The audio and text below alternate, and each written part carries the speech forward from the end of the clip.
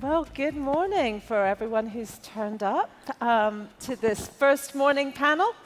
Really nice to see everyone. I'm Maija Palmer. I'll be moderating today. I'm the editor of Global Corporate Venturing, where we look at the intersection between large companies and startups. And here to discuss the state of the UK tech is a truly veteran audience. And I say that in a flattering way, but I think it's really useful to have people who have seen this before to kind of put what's happening at the moment into perspective.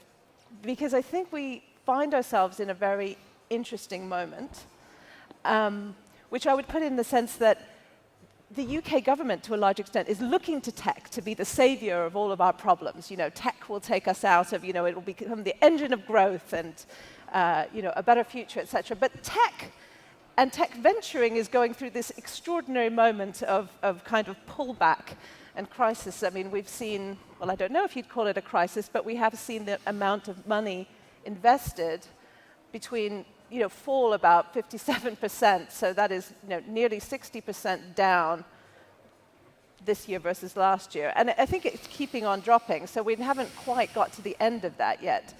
So amidst all that, how do we kind of move forward? And then,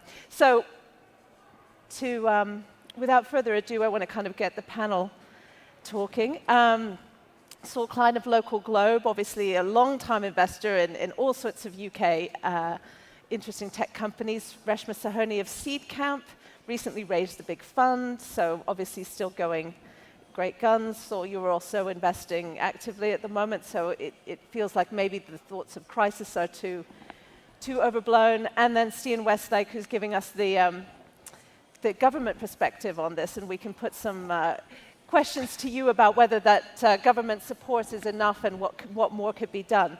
But why don't we start with a kind of a summing up of where we are at the moment? And I'll start with you, Saul. Are we... is this a crisis? How do we move forward? When we were chatting before this session, you said the last 3 years of investing had been, and now you used the word stupid. So are we just moving, have we just moved back to kind of normality, and this is good, or is there a problem here? So I just sort of think about this in a couple of different ways. Firstly, UK and Europe, or sort of the ecosystem that we've all grown up in, although Reshma and I have also spent time in the States, I guess, but we use the phrase, it's taken 20 years to get to the starting line, and it's the next 20 years that gets interesting. I think that's one thing to think about. The second thing to think about is that, from my point of view, and I've been doing this for 30 years, which is more than half was all my professional life and more than half my life, is the last 18 months, and I suspect the next 2 or 3 years, have been the hardest time for the last 20 years in terms of operating. And I don't just mean as an investor, as founders, as investors in funds, etc. It's been really brutal, 18 months, and we're not sure how far through the desert we are. But at the same time, I think I've never been as excited about science and technology, so not just technology, but science, as I have been for the last 30 years. So I think it depends on the time horizon you look at. I think our ecosystem is the second most powerful ecosystem in the world after the Bay Area.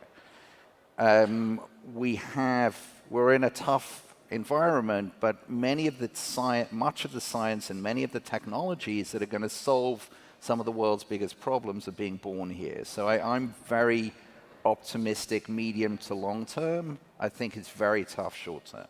Okay. So we can talk a little bit about what we can do and what levers we can pull to maybe try to make that immediate term a little bit easier. But Reshma, I'd love to hear your view. I mean, obviously, you look at things at, the early stage quite often. How would you characterize the situation at the moment? Yeah, and I think the context of who you're ever listening to really matters. So I think just to set that again, we raised a £140 million fund, or closed it in March, to deploy over the next 3 years. So definitely, a war chest in these times. And we focus extremely early, so pre-seed and seed.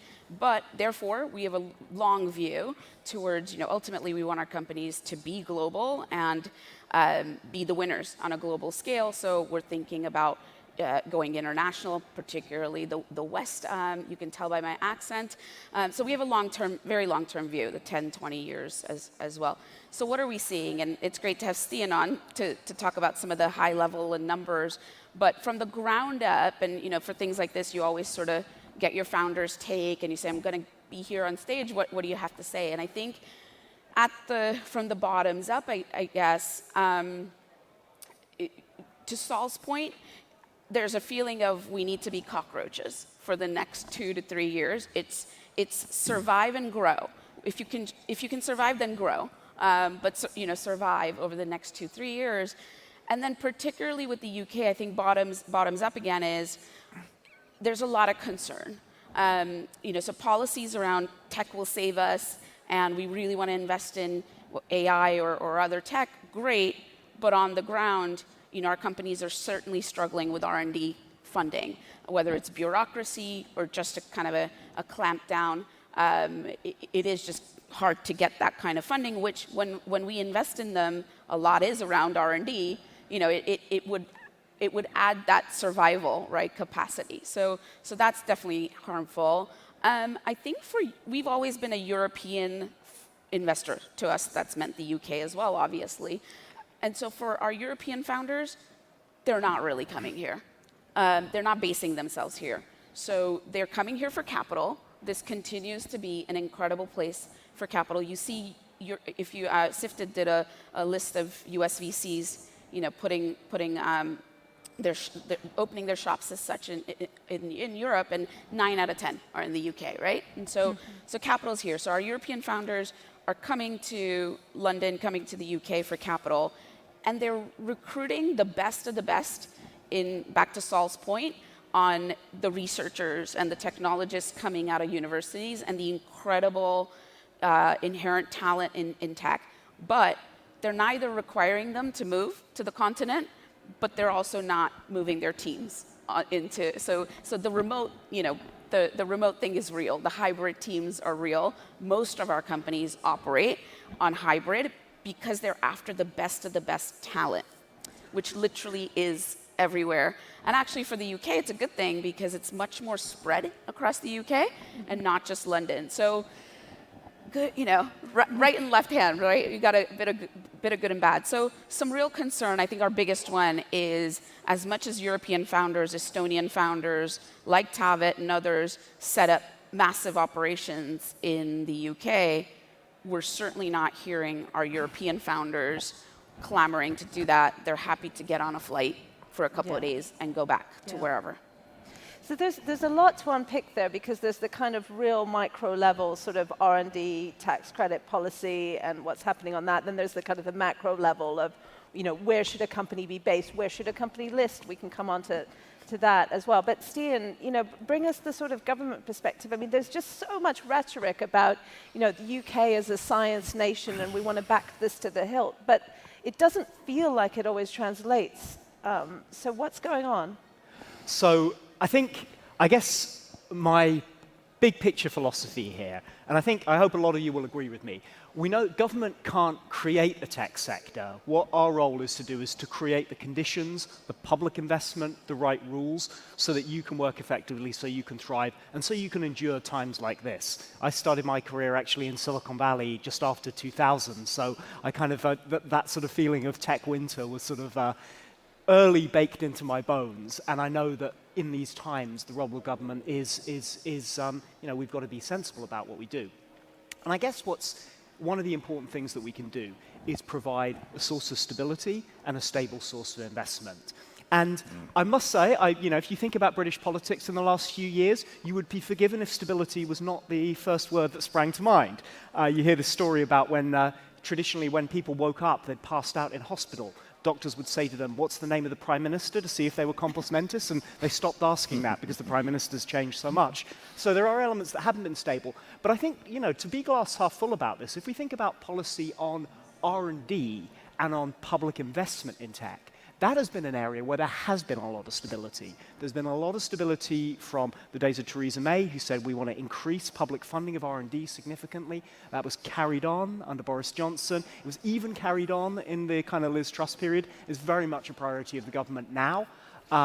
I don't want to speculate on politics. Some people tell me there might be an election soon and possibly a change of government. I think the sounds that I hear coming from senior people in the Labour Party show that same commitment to tech and to investment in those kind of things. Now, that may seem a long way away from the daily reality of running a startup, but that kind of high-level common purpose is actually really rare in politics and really matters. That's a great base to be starting from. We at UKRI, the kind of public funder of research, where I work, we're putting £8 billion a year into everything from quantum technology. We opened a big high-performance computing facility, or announced the funding for that yesterday. And we do everything from supporting individual businesses with tech to trying to bring the world's greatest researchers here. We've signed up to Horizon Europe after quite a while, but we're very glad to have done that. That's a really positive move for tech. And we're trying to work through some of these details. I think there are a lot of specific questions we need to answer. Reshma mentioned the kind of R&D tax credits issue.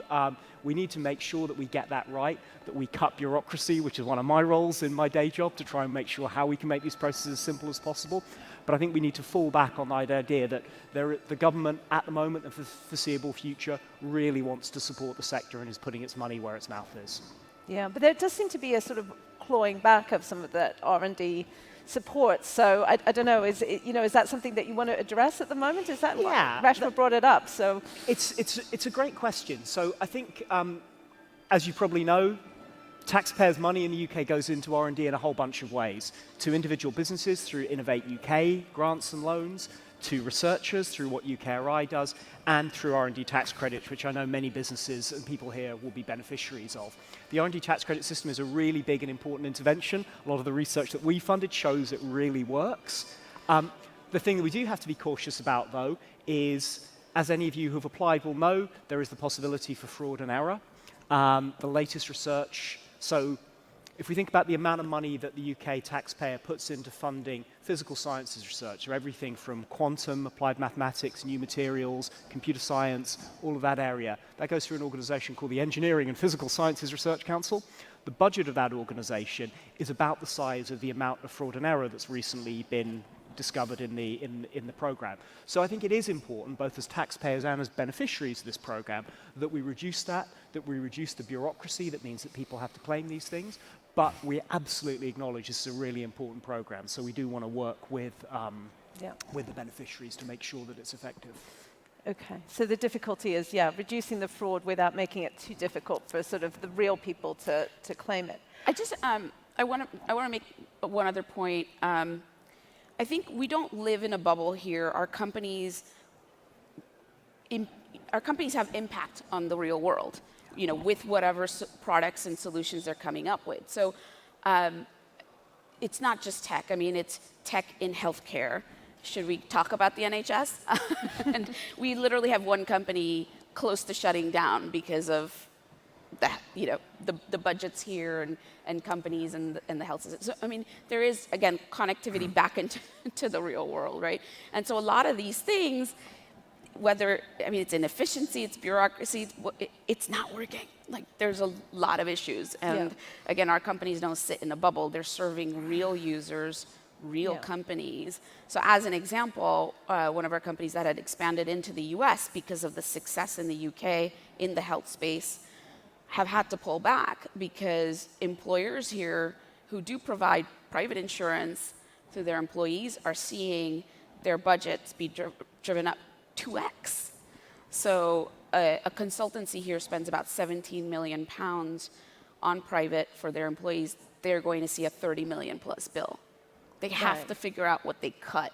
Mm-hmm. So one of my companies, it's going to potentially be that set of offering for their employees because it's not as core as maybe a breast cancer checkup, right? So So you're seeing things like maybe, I don't know, the mental health stuff, being, or, which is still important, but sometimes it's not seen as acute. Correct. They are starting Correct. to find it more difficult. So I think there isn't this connectivity between all of these on-the-ground examples and policy. So I mean, maybe it calls for more of that conversation. Yeah, but let's talk about some international comparisons, though, because I know this is one of those things, Saul, that you're always worried about. Is the UK has a very powerful tech ecosystem, but how do we stop that from the momentum then kind of maybe going to Paris, Berlin, Amsterdam, those places? And I just, to put it into perspective with some numbers, I mean, the UK government made this big pledge of, is it something like 370 million for, but that was across 5 sectors, right? So we're trying to cover everything with that: AI, quantum, semiconductors, bioengineering, telecoms, right? But then if you look at the comparatives, you look at the US. I know the US is a bigger economy, but the Inflation Reduction Act is putting a phenomenal, we're talking about 740 billion plus, right? So the difference between millions and billions there into, sustainability related, fuels, energy, etc. If you look at, in the EU, when you have sort of 2 billion put into quantum computing research, which is creating this phenomenal ecosystem. I mean, it's easy to see how the UK can kind of lose that position of strength by neglecting to kind of invest sufficiently in this base. It could move quickly. What do you think? Look, I mean, I think there are 2 key words. One that Reshma used before, which is about context, and the other, which I referred to before, is like long term. So if you think about the UK relative to other G7 economies, there's no comparison, nor will there ever be in the next 20, 50 years between our economy and the US and China. So I think, to compare the size of our economy to the US and China, it's a mug's game. Arguably, if you are looking at the UK economy, UK science and technology relative to others, and you want to preserve a top 3 position. So we have a top 3 position in research. We have a top 3 position in terms of startups, scale-ups, and venture capital. If you want to preserve that position over the next 20 years, you don't get there by raw numbers. Because actually, the UK on raw numbers is probably going to struggle to be a G7 economy by 2050, because you'll have India, you'll have Indonesia, you'll have Egypt, you'll have Nigeria, all of which will have economies at a volume level, where GDP is getting to the level of the UK. So I would just sort of start with the fact that any kind of comparison, which is the US is spending X, we're spending Y, is a sort of a false comparison. The second thing is, if you think about the EU 27, how much of that X billion on quantum is being concentrated into a core innovation hub or innovation sector? Well, very little, because the politics of the EU means that money has to go everywhere. You can't pick winners, because that is against the whole geopolitics of the EU. So again, if you take the headline number, I don't think that leads you to a very interesting place. What's interesting to me about the UK is that if we figure out how to create the most value based on our size, we can stay in the top 3 in pretty much every sector that we choose to compete in. And can I just ask a quick poll, not just for the audience, but for anyone watching online, if you can just either put in the comments or just note, yes, no, have you read the UK's Science and Technology Framework? we've got Okay, we've got a couple just of the hands. yeses that I can see here. How many yeses? I can see 2 hands, and I'm assuming Stian's read it. So I can that would see be 2 3. hands. I'm not looking on stage. I'm just looking out. So we'll see what it says in the comments, and this will obviously be up for a while. So we'll see if this changes over time based on performance marketing. But, you know, the UK, for those that haven't read it, has a 20-page science and technology framework, which, as far as I know, is the only country in the G7 that actually has a public plan. Go on to GovUK or Google and say Science and Technology Framework. Download the PDF. The front cover is, you know, nice picture, but ignore that. Then there's a Crown copyright on the second page. Then there's a contents page. Then there's a 2-page introduction from the Secretary of State. Very interesting. You got 15 pages where you can see the 10 things that this country has committed to over a 7-year period. When it comes to stability, framework, this is what we're going to do. No one else has that. Now, I agree that is macro, that is not micro, but if you want certainty, if you want to be able to plan as a researcher, as a founder, as an early stage investor, as a sovereign wealth fund about where you're going to allocate capital, you look at that document, and people from sovereign wealth funds actually have read that document, and people from some of the biggest pension funds in the world have read that document. And what they're looking at is a G7 economy that may not be as big as the US, may not be as big as China, may not be as big as India, may not even be as big as Nigeria in 20 years' time, but we have a plan. And unlike most documents that have a plan, 7 years, which is like, okay, you know, that's super abstract, we're going to do really well. This document has on every single page bullet points that detail between now and the end of the year what the initial work plan is and which departments are responsible for it. For example, and then I'll stop. What is the best pool of capital that any company can draw from? It's not equity. It's not debt. It's not even grants. It's customers, as you would know from corporate venturing. Yeah. What is the UK's government procurement annually? Yeah. It's a big. It's big. What's Yeah. the number? Now, yeah. 500 billion pounds. Right. Bullet point number 1 on the procurement page says that the government will outline a minimum percentage of government procurement to invest in critical technologies. AI is number 1, engineering biology is number 2, semiconductors, advanced networks, quantum.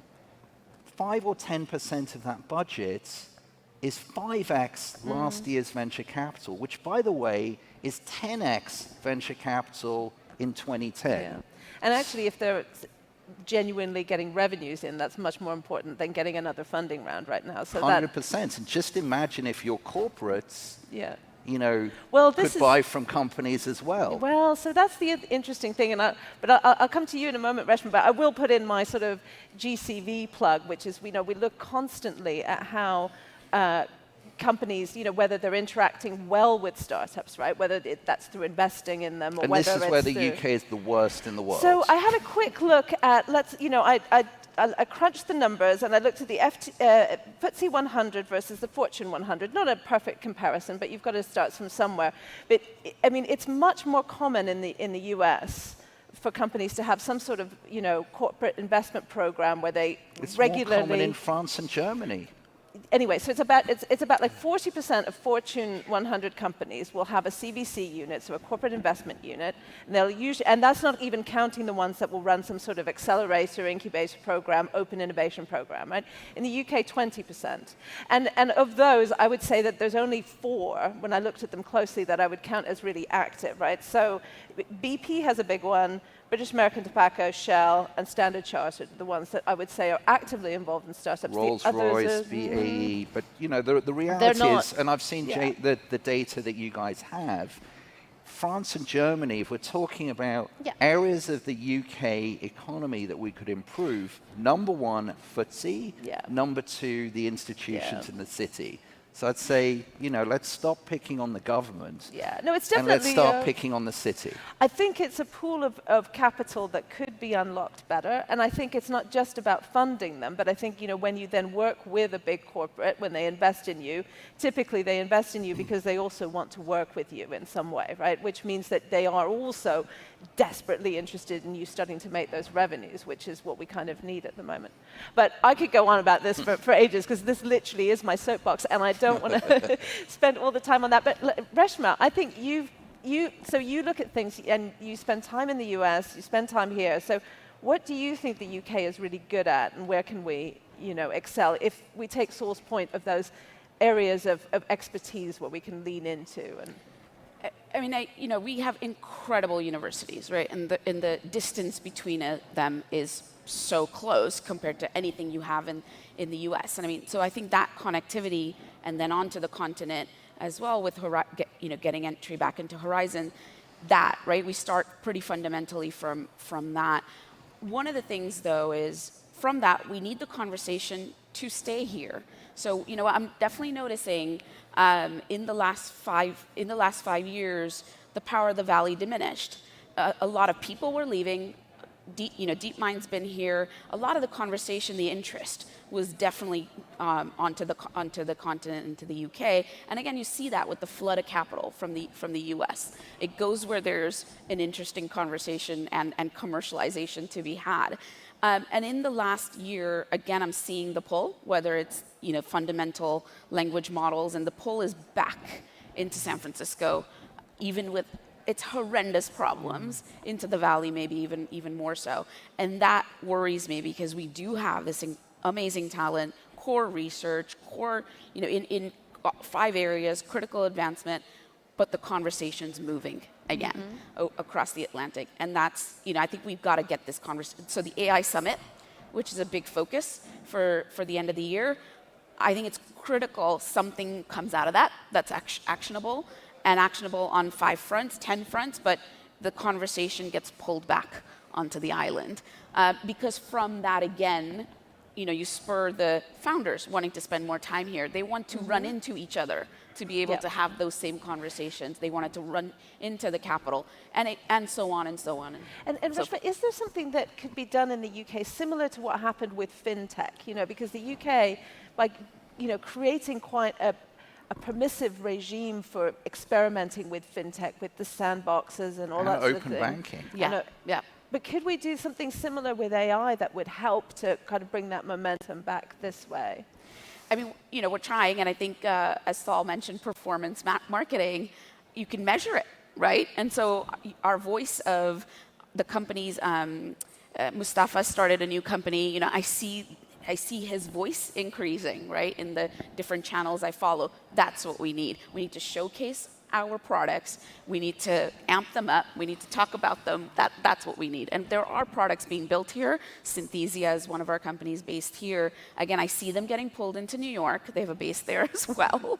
And the latest round of funding, came from that region. So, but they are here. They're incredible advanced voices. So that's what we need to amp up. These products, performance marketing, we'll see the results. Yeah. Okay, so just to have the conversation. Now, we're really coming to the end of the session, so I'd love to kind of put you all on the spot for just one more bit, which is if there was one sort of, policy, marketing, funding, whatever, lever that you could pull in the next year or two, what would it be? And I'm going to start with you, Stian. Mine's left field, and it kind of builds on Reshma's thing. It's about getting other things than tech right to get tech right. That's housing. If you look at somewhere like Cambridge, one of the top R&D clusters in Europe, tiny little city, very hard to build anything, which makes it hard to hire people, costly to live there, hard to build businesses. The plan that the government announced a couple of months ago to expand that, to build more housing, we need to see more of those kind of plans, and we need commitment to those. That's a kind of hidden tech policy that I think will be very important for the UK. Yeah. researchers are human beings as well. They need somewhere to live, and they need to have a life comfortable. Reshma, what about you? For me, it is around AI, and I think we've got this moment where a lot of the attention will be here. To me, again, it's the what after. And it's fantastic. We're combining the advances with safety. So there's our moment to exactly pull those two things together and build commercialization out of it, get customers out of what comes out of November, right? So, yeah, okay. A lot riding on the November summit. And Saul. I would just ask CogX to put a link to the UK Science and Technology Framework in the description of this panel. I'd invite everyone to read it because two people, having read the 7-year plan with bullet points is underwhelming from an awareness perspective. Mm-hmm. And within that document, which actually very clearly lays out the plan and the policy levers, the one I'm most excited about is procurement and the procurement bill that is going to go through Parliament. And if that bill had a percentage, which, the plan is it will have a percentage, I think that will be transformational, not just to the domestic sector, but bringing international innovation, as we've seen from Andreessen moving their crypto HQ to the UK, because to have a G7 economy that can be a pilot market for the world is pretty appealing, especially if procurement is one of the core sources of capital. Okay, I think we're out of time. But so the audience, you all know what you need to do. You need to read the document. But more importantly, if we all read it, then we can try to hold the government to account to actually put that action plan into place. That's the crucial thing. It's no good putting it in a document, because if people aren't actually held, accountable to putting that in place, then it really won't happen. So we can kind of all do this. On that note, I think we're really out of time. Thanks very much to the panel.